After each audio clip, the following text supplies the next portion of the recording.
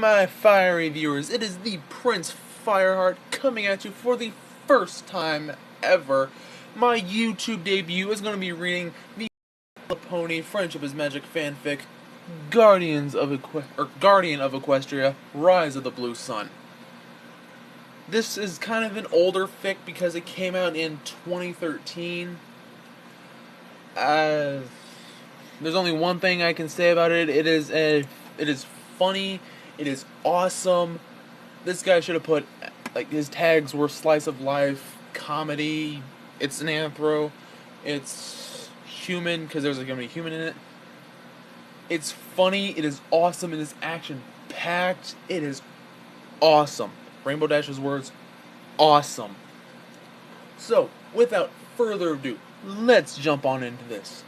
Guardian of Equestria, Rise of the Blue Sun, Chapter 1, A New Beginning, Part 1. Before the age of the sun and the moon. Sorry, let's do it again. Before the age of the sun and the moon, before the time of chaos and disharmony, and even before the gift of unity, there was a prophecy. It was said that one day two beings will have great and powerful magic that the world has never seen before. One being will be reborn from the darkness and hate, and will have the power to shroud the land with fear and plunge the world into eternal darkness, of which no pony will ever escape. But the other being, of which not born of this world, nor is he a pony, will come from its world dead, but reborn with the power to not just defeat the darkness, but to bring a new age unlike any other. It will be a day where a new golden age will begin, where all will never fear the darkness again. The two beings will be locked into battle, unlike any other, and will either bring destruction upon all creatures on this world, or will bring new hope. The signs of the prophecy will be clear, for a man from another world will come, and he will shine like a blue sun. Second, the dark being will be an old foe from the past, and be reborn into a new body, with the power of the red moon. Third, the blue being will face creatures sent by the dark being, and will defeat them one by one. Fourth, the red moon will appear, and the dark being will engulf its powerful, and will strike the fifth, and final part. Oh, sorry, I misread that. And engulf its power, and will strike. The fifth and final part, this sounds like a list, is the blue being will come and face the coming darkness head on. As for what happens in the end, only destiny will decide our fate. As Princess Celestia was reading the final part of the prophecy, her sister, Princess Luna, came into the Canterlot Library, checking in on her sister to see if she was okay. "Sister, are you all right?" "It is near time to raise the sun," Luna said. "Of course. I'm sorry, dear sister. I have been preoccupied by this prophecy," Celestia replied. Luna looked at the scribe her sister was holding and said, "Oh, that old thing? I remember reading that when we were just fillies. An old tale that made every filly wanting to become a hero and defeating a terrible villain. Reminds me of what made us princesses in the first place." Both Celestia and Luna were remembering their younger days after they defeated Discord and became all of Equestria's heroes and rulers, and that they all had brought a new age of peace to all pony kind. Luna looked over to her sister to notice that she was worried about something. She then said, "Sister, are you all right?" "I'm afraid not," Celestia replied. Luna looked at her sister with confusion. Celestia then said, "In a few months the day of the red moon will come, and while it is something to be amazed, I fear that the prophecy will come sooner than we think." Luna looked at her older sister with a smile and said, "Oh, sister, I do not think you have to worry so much about it. The red moon comes every 100 years, and nothing terrible has happened so far. Also, the prophecy said that a man will come and he will show his shining blue light to the world. And so far there has been nothing. There has not been a single thing that has shined like a blue sun. Obviously. Celestia thought for a minute. She was then relaxed by her sister's words and said, "You are right, sister. It is something we should not be worried right now. In fact, it is something that should be looked forward to." Luna looked at her sister with a smile, and Celestia put down the scribe back to where it was. This then went to her balcony and began rising the sun for a whole new day. On Earth, a small, simple town, we finally get a chance to meet our hero in his room. An 18-year-old teen with short, spiky brown hair, brown eyes, sleeping in his room alone, past 10 a.m. Wow, doesn't seem much is going for him. That's actually what it says. As he finally wakes up, he puts his clothes on and starts to walk to his car to get some groceries. He then went and grabbed everything he needed from the store and went back to his car. Then he just remembered he forgot the milk. Typical. So he ran back to the store, only to get hit by a car. Ooh, that sucks. Sucks to be you.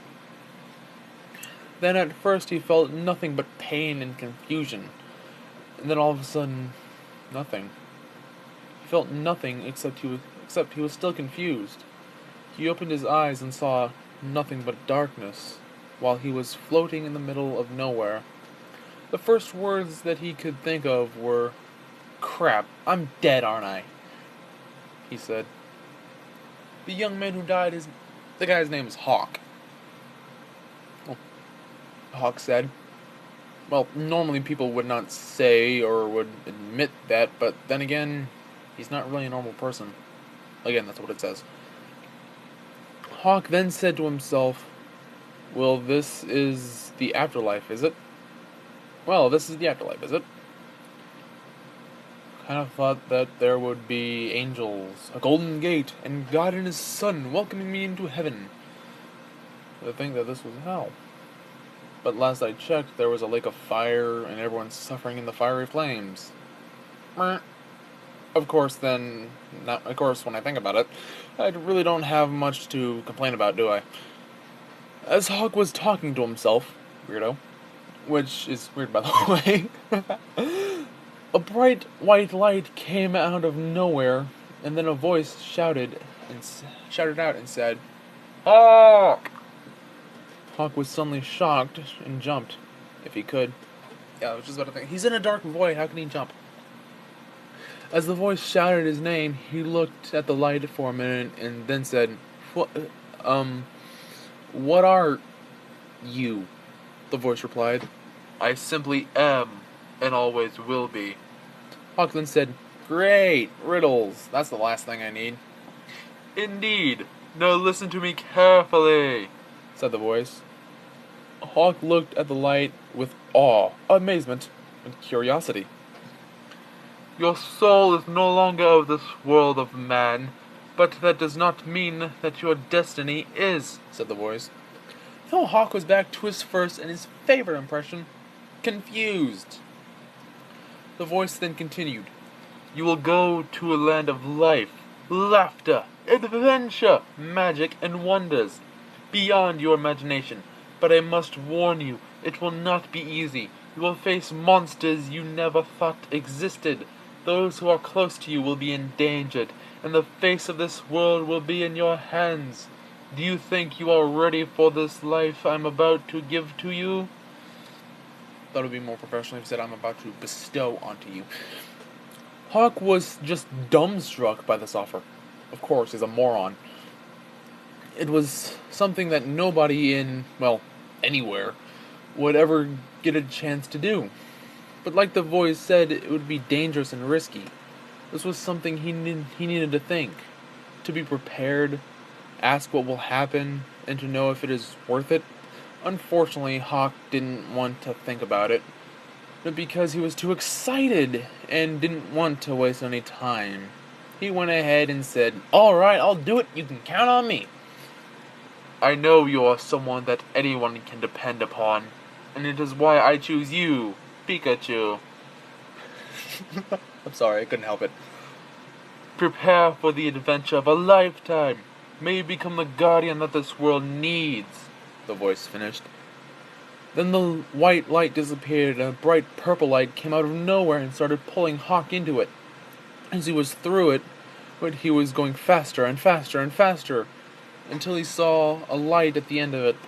When he had gotten to the end of the light, everything was suddenly black. Then out of nowhere he heard a voice, a very soft and sweet voice that said, "Hello?"